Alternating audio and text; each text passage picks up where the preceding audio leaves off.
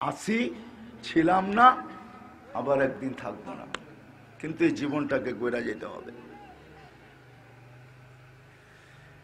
গড়া যেতে হবে। আর গড়া শোনার দ্বারা আসবে না, শিখার দ্বারা আসবে। শিখতে হবে, শিখতে হবে কিভাবে গড়তে হয়, ওটাকে শিখতে হবে। শুধু শুনবেন না, না না, শোনার দ্বারা হবে না, শিখার দ্বারা হবে। শিখতে হবে। যে শিখবে, যে জানবে, শিখবে, মানবে, তারই জীবনটা গড়া হবে। এই উম্মতের জন্য সহজ। হায় হায় হায়, এই উম্মতের জন্য সহজ করে দিয়েছেন আল্লাহ।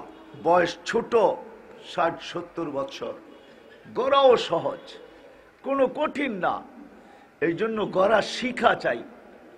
আর শিখার সুযোগ বাংলাদেশের মানুষের জন্য সবচেয়ে বেশি। আমি সব জায়গায় বলে থাকি, বাংলাদেশের মতো এত সুবর্ণ সুযোগ দুনিয়াতে কোথাও নাই। এই দেশের মতোই দেশ নাই। অন্যদিকে নিবেন না, প্রবাহিত করবেন না। আসলেই আমাদের দেশটা, যে বলছে সোনার দেশ, সে ঠিক বলছে। আমি দুনিয়া ঘুরা বলতেছি, এরকম দেশ দুনিয়াতে কোথাও নাই। মক্কা মদিনা ভিন্ন কথা, এরকম দেশ দুনিয়াতে কোথাও নাই। এরকম দেশের মতো মানুষও দুনিয়ার কোথাও নাই। আমাদের দেশের মতো দেশ নাই। লম্বা হয়ে যাবে এমনও দেশ আমি দেখছি। আমার কাছেই আসছে 700 কিলোমিটার দূর থেকে একটা ছোট্ট মাসলা জিজ্ঞাসা করতে। কত দূর থেকে? 700 কিলোমিটার দূর থেকে জিজ্ঞাসা করছি, এত দূর থেকে কেন? বলছে ছুটা আসছি,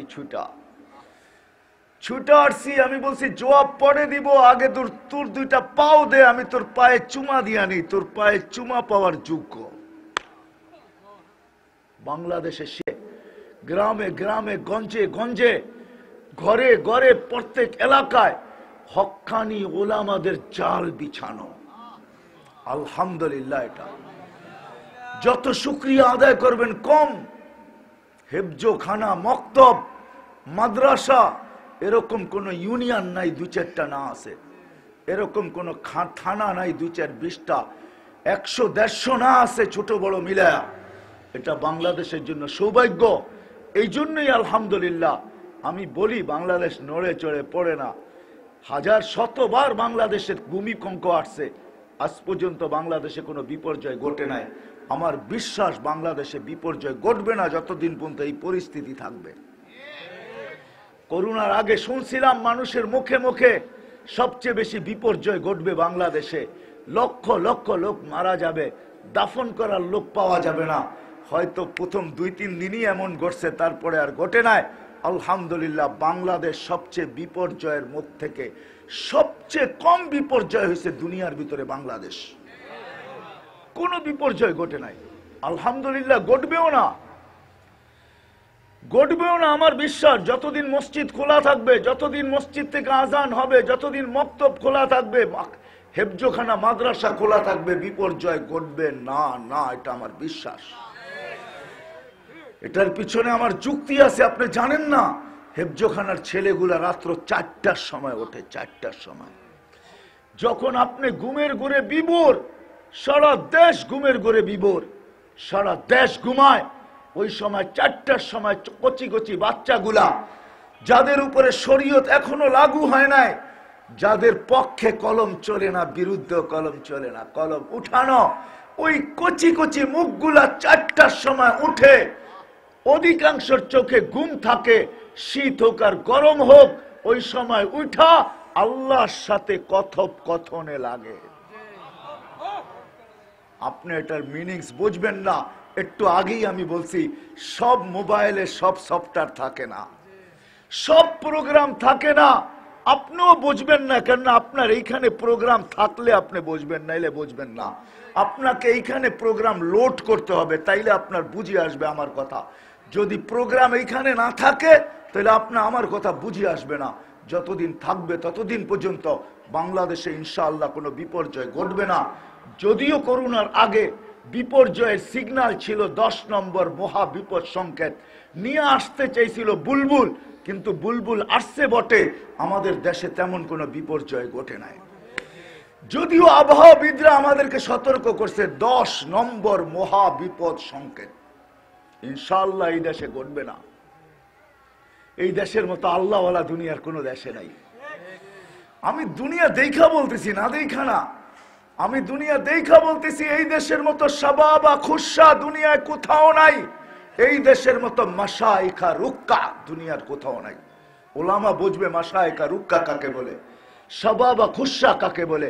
ওই যুবক যারা নিজেকে আল্লাহর ভয়ে লজ্জাপতির মতো গুটায় নিছে, এরকম যুবক এই দেশে যত আছে দুনিয়ার কোনো দেশে নাই। মাশায়েখা রুক্কা ওই আল্লাহওয়ালারা যারা রাত্রে উঠা চোখের পানি ঝরায় আর চিৎকার দিতে থাকে, মালিক किसी को सोने में मजा, किसी को खाने में मजा, हमें तो तेरे आगे रोने में मजा। যারা রাত্রে মুসল্লায় পড়া চিৎকার দেয়, মালিক দুনিয়া এখন ঘুমানে মজা পায়, কেউ খাওয়ায় মজা পায়, আমাদের তো তোর সামনে কান্নায় মজা আসে মালিক। ওই আল্লাহওয়ালারা যতদিন থাকবে বিপর্যয় ঘটবে না। বিদায় বাংলাদেশে শিক্ষা সহজ। এই জন্যই আমি আপনাদেরকে নিয়ে আসছি। যদি শিখতে আপনি আগ্রহী হন তো সহজ। হক্কানি ওলামাদের অভাব নাই, চান এদের কাছে শিখেন। যদি নিজের জীবনটাকে গড়তে চান, কি গড়তে ইচ্ছুক? ওয়াদা করতে পারেন? পাক্কা? চলেন, সময় নাই বিদায়। সময় কখনো আসলে আবার যদি রিজিক টাইনা নিয়ে আসে, ওই সময় দিয়ে আপনাকে বুঝাবো। ইচ্ছুক যদি হন, আমি যুবকদেরকেও বলবো শিখো। তুমি তোমার দাম জানো না, কাম জানো না। হায় যুবক, তুমি ভাবতেছো তোমার দাম এতটুকু যেটা তুমি করতেছো। না না না, কসম খোদার যুবক, তোর পায়ে হাত রাখা বলি, দুনিয়ার কোনো সৃষ্টি তোর মূল্য দিতে জানে না, মূল্য দিতে পারে না, দিতে পারবে না। তোর মূল্য উনি দিতে পারবে যে তোকে যৌবন দিছে, উনি দিতে পারবে, উনি ছাড়া কেউ দিতে পারবে না। দুনিয়া তোকে মর্যাদা দিবে, দুনিয়া তোমাকে ব্যবহার করবে অতক্ষণ, তোমার প্রয়োজন যতক্ষণ, তোমার সাথে স্বার্থের সম্পর্ক যতক্ষণ, অতক্ষণ দুনিয়া তোমাকে ব্যবহার করবে। স্বার্থ সিদ্ধি হয়ে গেলে তোমাকে কিক মারবে, এতে কোনো সন্দেহ নাই। তোমাকে দূরে সরায় দিবে, শুধু দূরে না, যদি ভাবে তুমি রাস্তার কাটা হইতে পারো, তাইলে তোমার মার বুক খালি করতেও দ্বিধা করবে না। তোমার নতুন বধূ থাকলে তাকে বিধবা করতে দেরি করবে না। তোমার কচি বাচ্চা থাকলে তাকে এতিম করতেও দুনিয়াওয়ালারা দ্বিধা করবে না।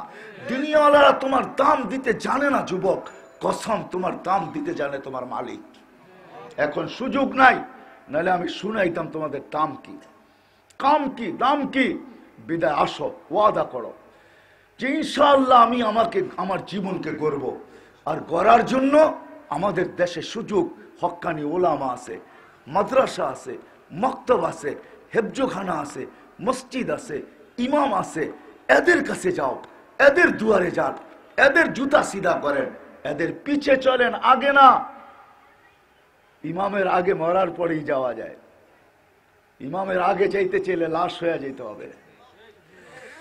পিছে থাকবেন তো জীবিত থাকবেন, আগে যাইতে চাবেন তো কি কি যে বলছে সেই বলছে সত্য কথা, এটা কেউ বলছে, এটাই সত্য কথা। ইমামের আগে লাশ হয়ে যাওয়া যায়, ইমামের আগে লাশ হয়ে যাওয়া যায়। মশহুর কাহিনী আছে, থানবী রহমতুল্লাহের খলিফা ছিল, মুরিদ ছিল, মুর্শিদাবাদের নওয়াব। তোনার এক মুরিদ আইসা সকালবেলা চিৎকার দিয়া বলতেছে, হজরত আমি স্বপ্নে দেখছি মুর্শিদাবাদের নওয়াব আল্লাহর রসুলের আগে। তো থানবী রহমতুল্লাহ মাথা ধরে বসা গেছে, বলছে মুর্শিদাবাদের নওয়াব জীবিত নাই। বলছে হযরত আপনি কি করে বললেন? বলে আল্লাহর রসুলের আগে ওই যাইতে পারে যে মুর্দা হয়, জিন্দা অবস্থায় যাইতে পারে না। ইমামের আগে মুর্দা হয়েই যাওয়া যায়, জীবিত অবস্থায় যাওয়া যায় না, এটাই সত্য। বিদায় ওলামাদের কাছে আসেন, এদের কাছে এসে জিন্দেগি গড়া শিখেন। আসবেন তো? পাক্কা ওয়াদা? হ্যাঁ, আল্লাহ কবুল করুক। আমি উঠে যাওয়ার পরে চলে যাবেন? কে কে চলে যাবেন? হাত উঠান তো দেখি। যান না, আমার পরে বক্তা আছে ইনশাআল্লাহ, উনি আসবে, ওনার কথা শুনবো। হয়তো এখন কিছু এলান হবে, আজানেরই হবে হয়তো। নামাজ